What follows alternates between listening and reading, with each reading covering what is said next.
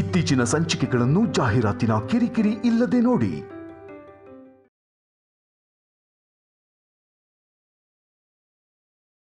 ಅಮ್ಮ ತನ್ನ ಮಕ್ಕಳನ್ನ ಯಾವಾಗಲೂ ಒಂದೇ ತರ ಪ್ರೀತಿಸ್ತಾರೆ.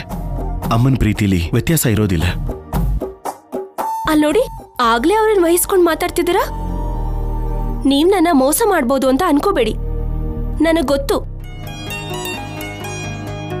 ಅಮ್ಮಂಗೆ ಯಾವತ್ತಿದ್ರು ಮಗ ಅಂದ್ರೇನೆ ಇಷ್ಟ. ಅಪ್ಪಂಗೆ ಮಗಳ ಮೇಲೆ ಜಾಸ್ತಿ ಪ್ರೀತಿ. ಹಾಗನ್ಕೋತಾರಷ್ಟೇ, ಆದ್ರೆ ಅದು ನಿಜ ಅಲ್ಲ.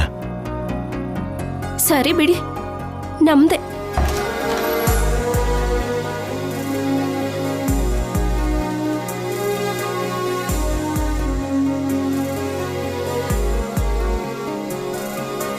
I love you.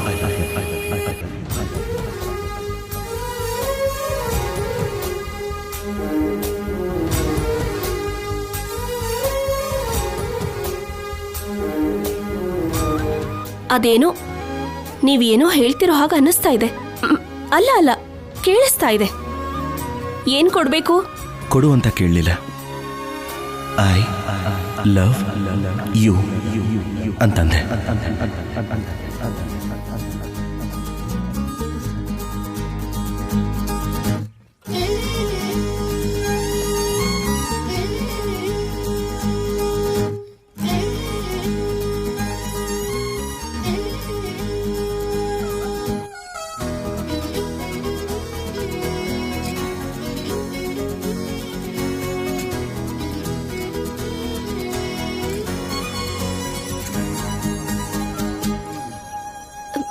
ಒಂದ್ಸಲ ಗಿಲಿ. ಯಾಕೆ? ಈಗೀಗ ನನ್ಗೆ ಡ್ರೀಮ್ ಸೀನ್ಸ್ ಜಾಸ್ತಿ ಬರ್ತಾ ಇದೆ. ಸೊ ನಿಜಾನೂ ಅಲ್ವೋ ಅಂತ ತಿಳ್ಕೊಳ್ಳೋದಕ್ಕೆ. ಸರಿ, ಗೆಲ್ತೀನಿ.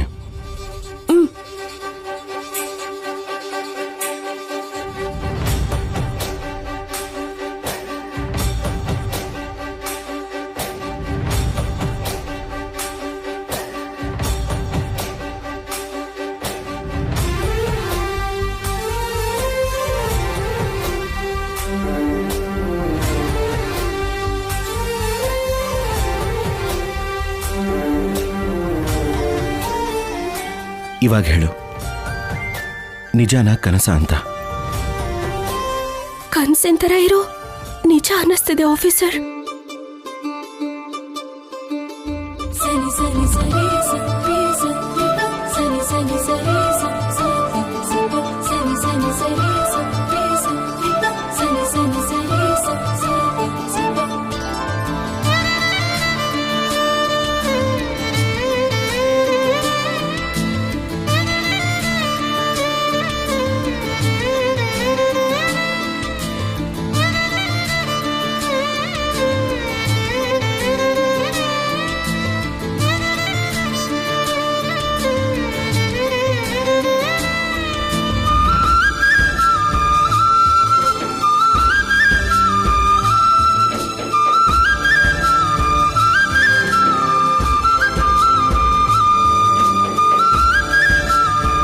ಗುಡ್ ನೈಟ್ ಶ್ರೀಮತಿ ಅವರೇ.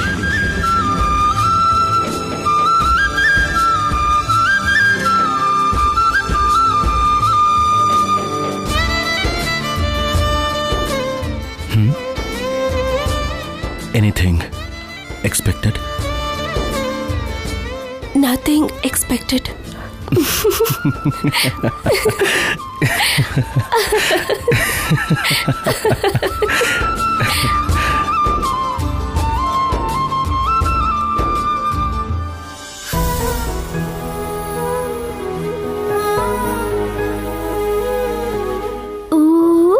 ಹೇ ಕಂದ,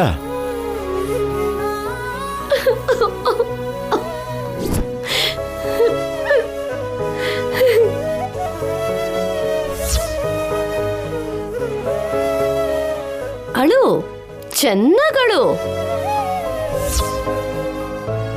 ನೀನ್ ಹತ್ತು ಹತ್ತು ಗಂಟ್ಲು ಒಣಗೋಗಿ ಸತ್ತೋದ್ರು ನಿನ್ ಮೇಲೆ ಯಾರು ಕರುಣೆ ತೋರ್ಸೋದಿಲ್ಲ.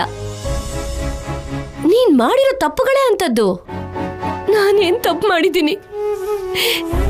ಪ್ರೀತಿಸ್ತವನ್ ಜೊತೆ ಜೀವನ ಹಂಚ್ಕೋಬೇಕು ಅನ್ಕೊಳ್ಳೋದೆ ತಪ್ಪಲ್ಲ. ಅದ್ಯಾವಾಗ? ನಿನಗೆ ಮದುವೆ ಆಗದೆ ಇದ್ದಾಗ.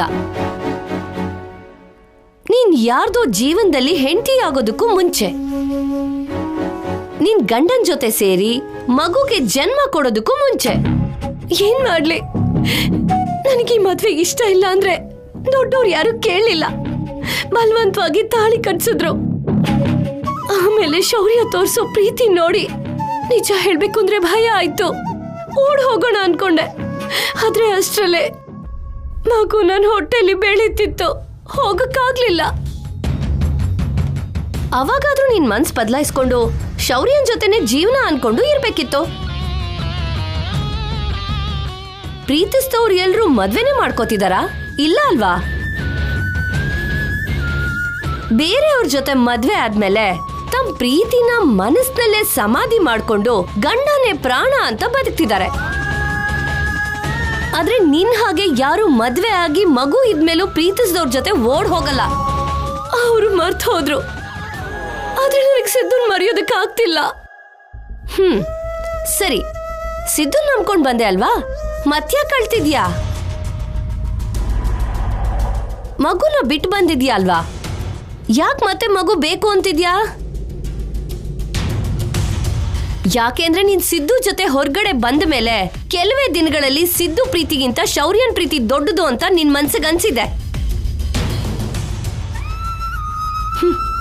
ಒಂದ್ ಕಡೆ ಸಿದ್ದು ಅವ್ರಮ್ಮ ನಿನ್ನ ಕೆಟ್ಟದಾಗ ನೋಡ್ಕೋತಿದ್ದಾಳೆ. ಮತ್ತೊಂದು ಕಡೆ ತಾಯಿ ಪ್ರೀತಿ ಅಂದ್ರೆ ಏನು ಅಂತ ನಿನಗೆ ಅರ್ಥ ಆಗ್ತಿದೆ. ಆದ್ರೆ ನೀನ್ ಇದನ್ನೆಲ್ಲ ತಿಳ್ಕೊಳ್ಳೋಷ್ಟೊತ್ತಿಗೆ ನಿನ್ ಜೀವನ ನಾಶ ಆಗೋಗಿದೆ.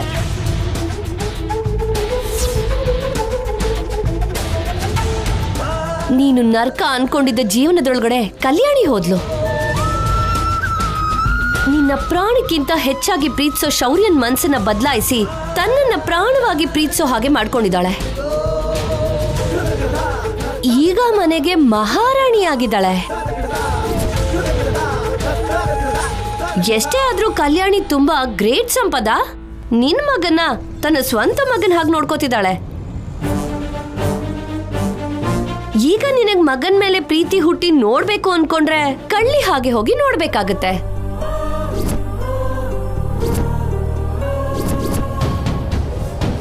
ನಿನ್ನ ಪ್ರಾಣವಾಗಿ ಪ್ರೀತಿಸಿದ ಶೌರ್ಯ ನೀನು ಕಾಣಿಸಿದ್ರೆ ಸಾಯಿಸ್ಬಿಡ್ಬೇಕು ಅನ್ನೋಷ್ಟು ಕೋಪದಲ್ಲಿದ್ದಾನೆ. ಕಲ್ಯಾಣಿ ಶೌರ್ಯಂಗೆ ಮಗು ಆಗುತ್ತೆ. ಆಮೇಲೆ ಅವ್ರ ಬಂದ ಇನ್ನೂ ಗಟ್ಟಿ ಆಗುತ್ತೆ. ಅವರು ಆನಂದವಾಗಿರ್ತಾರೆ. ಆಮೇಲೆ ನಿನ್ಗತಿ ಏನು? ಹೀಗೆ ಊರೂರು ತಿರುಗ್ತಾ ಸಿನಿಮಾ ಅವಕಾಶಕ್ಕೋಸ್ಕರ ತಿರುಗಿ ಎಲ್ಲರ ಹತ್ರ ಚೀತು ಅಂತ ಉಗಿಸ್ಕೊಂಡು ಸಹಿಸ್ಕೊಳ್ತ್ಯಾ? ಒಂದೇ ಮಾತಲ್ಲಿ ಹೇಳ್ಬೇಕು ಅಂದ್ರೆ ನಿನ್ನ ಬದುಕು ನಾಯಿ ಕಚ್ಚಿರೋ ಬಟ್ಟೆ ಅಂತಾರಲ್ಲ, ಹಾಗಾಗೋಗಿದೆ.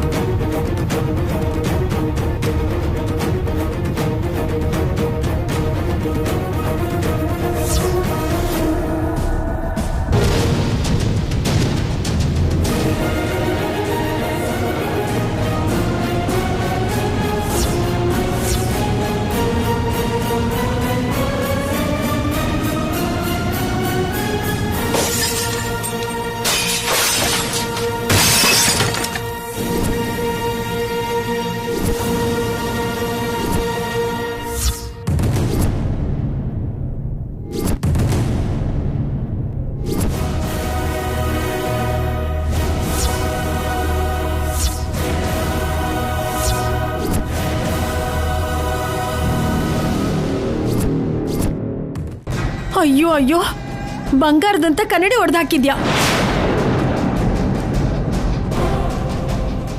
ಇದೇನಾದ್ರೂ ನಿಮ್ಮ ಅಪ್ಪನ ಆಸ್ತಿನಾ ಇಲ್ಲ ನೀನ್ ಕಟ್ಕೊಂಡಿರೋ ಗಂಡನ ಆಸ್ತಿನಾ? ಇಷ್ಟಕ್ಕೋದ್ರ ಬೆಲೆ ಎಷ್ಟು ಅಂತ ಗೊತ್ತಾ ನಿಂಗೆ? ಬೆಲೆ ಬಿಟ್ಟು ಹಾಕು. ನಮ್ಮನೆಗೆ ಬಂದು ಹೀಗೆಲ್ಲ ಮಾಡಕ್ಕೆ ನೀನ್ ಯಾರು?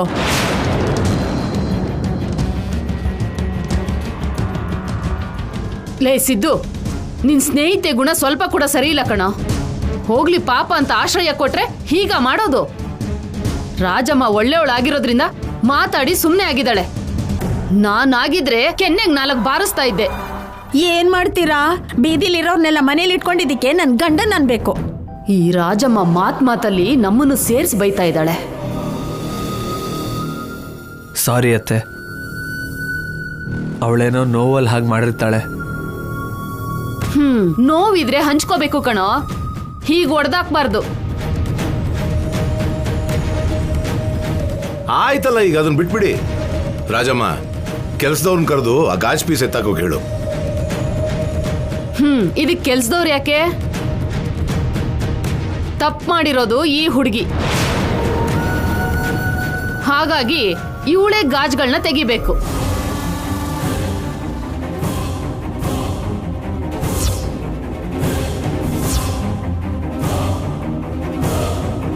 ಏನಮ್ಮ ಕಣ್ಣು ಹಾಕಿ ದೊಡ್ಡದ್ ಮಾಡ್ಕೊಂಡು ನೋಡ್ತಾ ಇದ್ಯಾ? ಕೇಳಿಸ್ಲಿಲ್ವಾ? ತೆಗಿ. ನೋಡ್ದೇನೆ ಕಾಲಿಟ್ರೆ ಕಾಲು ಚುಚ್ಕೊಂಡು ರಕ್ತ ಬರುತ್ತೆ.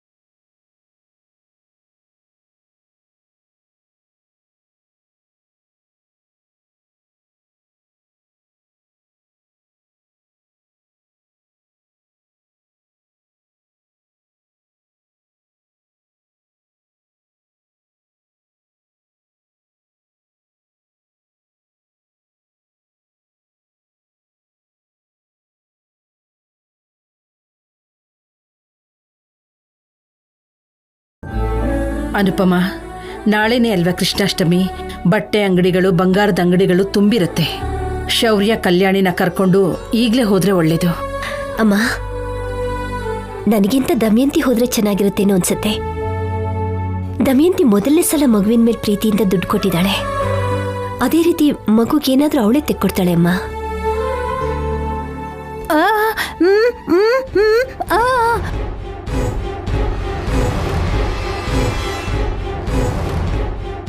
ಇಷ್ಟು ವರ್ಷಕ್ಕೆ ನೀನು ಈಗ ನನಗೆ ಉಪಯೋಗ ಆಗೋ ಕೆಲಸ ಮಾಡ್ತಿದ್ಯಾ ಅನುಪಮ? ನಾನು ಹೋದ್ರೆ ಏನು ಒಂದು ಮಾಡಿ ಏನು ಕೊಂಡ್ಕೊಳ್ದೇ ಇರೋ ಹಾಗೆ ಮಾಡ್ತೀನಿ. ನಾನು 2 ಲಕ್ಷನ ನಾನು ಜೋಪಾನ ಮಾಡ್ಕೋತೀನಿ.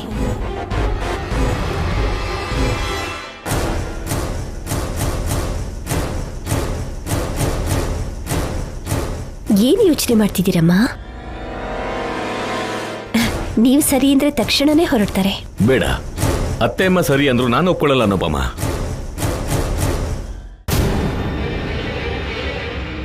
ಇವ್ರಿಗೇನು ರೋಗ ಬಂತು? ನನ್ನ ಹೆಂಡತಿ ಆರೋಗ್ಯ ಚೆನ್ನಾಗಿಲ್ಲ. ಈಗೀಗ ಅವಳ ಧ್ವನಿ ಸರಿ ಆಗ್ತಿದೆ.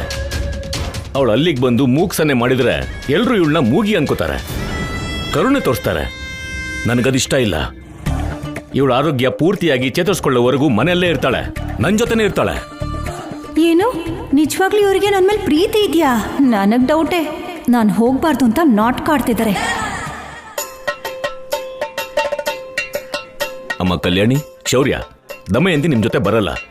ಅನುಪಮನ ಕರ್ಕೊಂಡು ಹೋಗಿ.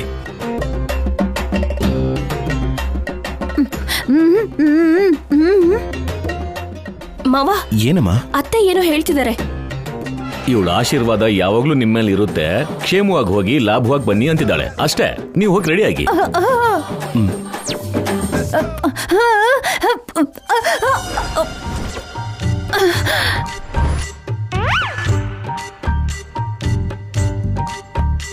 ಪಾಪ ಅತ್ಗೆ ಹೇಳ್ಬೇಕು ಅನ್ಕೋತಿರೋದೊಂದು, ಅಣ್ಣ ಹೇಳ್ತಿರೋದೇನೋ ಇನ್ನೊಂದು. ಬಾಯಿ ಬಿಟ್ರೆ ಗಂಟ್ಲು ಹೋಗುತ್ತೆ ಅಂತ ಸುಮ್ಮನಿದ್ದಾರೆ ಅನ್ಸತ್ತೆ. ಇಲ್ಲ ಅಂದಿದ್ರೆ ಇಷ್ಟೊತ್ತಿಗೆ ಕಿರ್ಚಿ ಗಲಾಟೆ ಮಾಡ್ತಿದ್ರು. ದಮಯಂತಿ, ನಿಜವಾಗ್ಲೂ ನಿನ್ನಲ್ಲಿ ಬದಲಾವಣೆ ಬಂದಿದ್ಯಾ?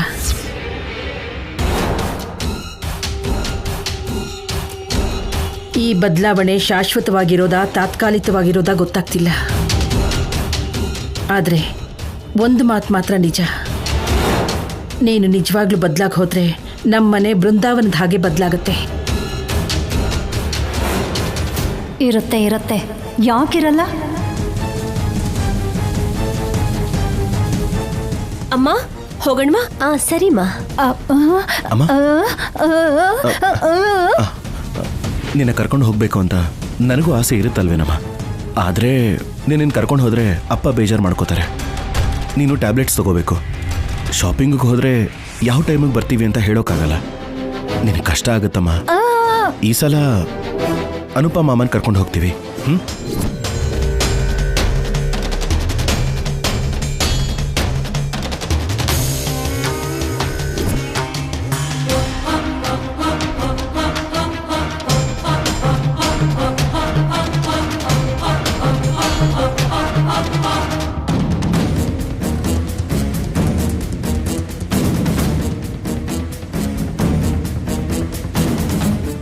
ಇವನೇನು ಮತ್ತೆ ಅನುಪಮನ ಅಮ್ಮ ಅಂತ ಕರೀತಿದ್ದಾನೆ?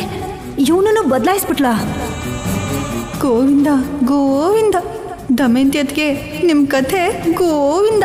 ಶೌರ್ಯ, ನಾನು ನಿನ್ ಜೊತೆ ಬಂದೇ ಬರ್ತೀನಿ ಕಣೋ, ಪ್ಲೀಸ್ ಕಣೋ. ದಮಯಂತಿ, ನನ್ನ ಮಾತು ಕೇಳು. ನನ್ನ ಬಂಗಾರ ಅಲ್ವಾ? ಅವರು ಬಂಗಾರ ತಗೊಳಕ್ ಹೋಗ್ತಿದ್ದಾರೆ. ಹಬ್ಬದ ಕೆಲಸ ನೋಡ್ಕೋತಾರೆ, ನಾನು ನಿನ್ನ ನೋಡ್ಕೋತೀನಿ. ನಡಿ, ಔಷಧಿ ತಗೋಬೇಕಲ್ಲ.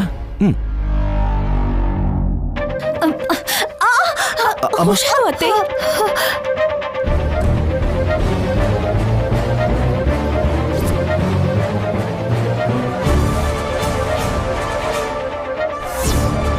ಏನಾಯ್ತು ಅತ್ತೆ? ಅಷ್ಟೊಂದು ಕೋಪದಲ್ಲಿ ನೋಡ್ತಿದ್ದೀರಾ? ಅದು ಕೋಪ ಅಲ್ಲ, ಕಾಳಜಿ ಕಲ್ಯಾಣಿ, ಕಾಳಜಿ.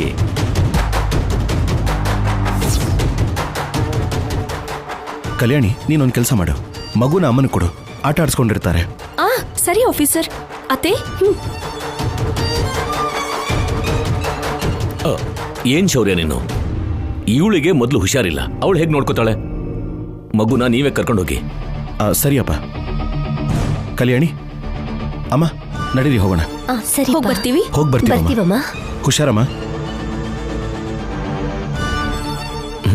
ನಡಿ ನಡಿ. ಸುಬ್ಬಾರಾವ್ ಅವರು 60,000 ಕೊಡಬೇಕು, ಮಂಜಯ್ಯ ಅವರು 40,000 ಕೊಡಬೇಕು. ಏನ್ರಿ? ಏನು ಅಂದ್ರೆ ಏನ್ ಬೇಕು? ನಿಮಗೆ ಗೊತ್ತು? ನೀವು ಹೆಂಗಸರು ವಯ್ಯಾರದಿಂದ ಬಂದು ಪ್ರೀತಿಯಿಂದ ಕರೆದು ಕೇಳಿದ್ರೆ ಅದೇ ಅರ್ಥ ಅಲ್ವಾ? ನನ್ ಗಂಡ ಇಂಟೆಲಿಜೆಂಟ್. ಬಕೆಟ್ ಹಿಡ್ದಿದ್ ಸಾಕು, ಮ್ಯಾಟ್ರಿಗ್ ಬಾ. ಅದು ಅದು ಕೃಷ್ಣಾಷ್ಟಮಿ ಹಬ್ಬ ಮಾಡ್ತಿದೀವಲ್ವಾ, ಹೇಗೂ ಮಗುಗೆ ಸರ, ಬಂಗಾರದ ಉಂಗ್ರ, ಗೆಜ್ಜೆ ತಗೋತಾರೆ ಅಲ್ವಾ. ಅದಕ್ಕೆ ನನಗೆ ತುಂಬಾ ದಿನಗಳಿಂದ ನೀವೇನು ಕೊಡ್ಸಿಲ್ಲ ಅಲ್ವಾ, ಅದಕ್ಕೆ ಅಂತ ನಂಗೊಂದ್ ನೆಕ್ಲೆಸ್ ಮಾಡಿಸ್ಬೋದಲ್ವಾ ರೀ? ಲಕ್ಷ್ಮೀ ದೇವಿ ಹಾಗೆ ಕಳ್ಕಳಿಯಾಗಿರ್ತೀನಿ. ಇನ್ನು ಯಾಕೆ ಶುರು ಮಾಡಿಲ್ಲ ಅನ್ಕೊಂಡೆ. ಶುರು ಮಾಡಿದ್ಯಾ? ಆದ್ರೂ ಮಗುಗ್ ನಾವೆಲ್ಲ ಮಾಡಿಸ್ತಿರೋದು. ಅವ್ರ ಅಜ್ಜಿ ನಮ್ಮ ಅಕ್ಕ ದಮಯಂತಿ. ನಮ್ಮ ಮನೆ ಸಂಪ್ರದಾಯ ಮರ್ತೋಗಿದ್ಯಾ? ಎಲ್ರಿಗೂ ಒಂದೇ ಸಲ ತಗೋತಾರೆ, ಈಗ ಯಾರಿಗೂ ಏನು ತಗೋತಿಲ್ಲ. ಅತ್ತೆ ಹತ್ರ ತುಂಬಾ ಒಡವೆಗಳಿದೆ. ಅನುಪಮಾಮಗಂತೂ ವಂಶ ಪರಂಪರೆ ಒಡವೆಗಳಿವೆ. ನನಗೆ ಏನೂ ಇಲ್ಲ, ಅದಕ್ಕೆ ಕೇಳ್ದೆ. ಒಂದ್ ನೆಕ್ಲೆಸ್ ಅಲ್ವಾ ರೀ? ನಿನ್ ಕತ್ತೇನಾದ್ರೂ ನವಿಲಿನ ಕತ್ ಹಾಗೆ ಸಣ್ಣ ಇದೆಯಾ? ನಿನ್ನ ಕುತ್ತಿಗೆಗೆ ನೆಕ್ಲೆಸ್ ಮಾಡಿಸ್ಬೇಕಂದ್ರೆ KG ಗಟ್ಲೆ ಬಂಗಾರ ಬೇಕಾಗತ್ತೆ. ನಿನ್ ಗಂಡನ ಹತ್ರ ಅಷ್ಟು ದುಡ್ಡಿಲ್ಲ, ಆಸೆಗಳನ್ನೆಲ್ಲ ಸ್ವಲ್ಪ ಕಂಟ್ರೋಲಲ್ಲಿ ಇಟ್ಕೋ. ಇಲ್ಲ ಅಂದ್ರೆ ಯಾವಾಗಲೂ ಬೇಜಾರು ಮಾಡ್ಕೊಂಡೇ ಇರಬೇಕಾಗತ್ತೆ.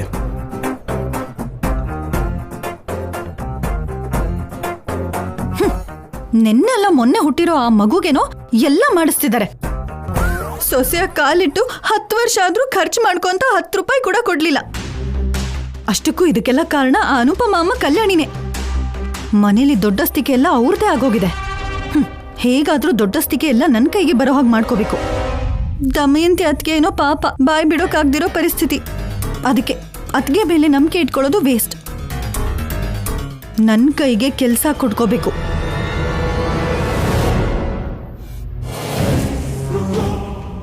ಕೂಲ್ ಆಗಿ ರಿಲ್ಯಾಕ್ಸ್ ಆಗಿ ರಾಣಿ ಹಾಕಿ ಕೂತ್ಕೋ. ನಾನು ಹೋಗಿ ಔಷಧಿ ತಗೊಂಡ್ಬರ್ತೀನಿ.